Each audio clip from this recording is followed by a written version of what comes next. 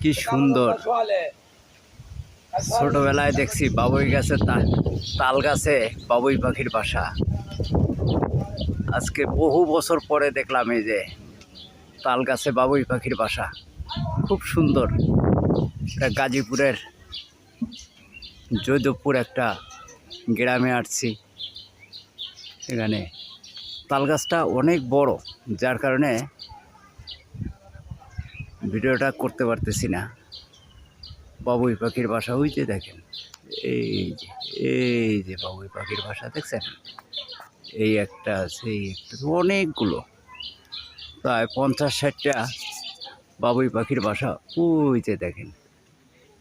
কি সুন্দর মনোরম পরিবেশ।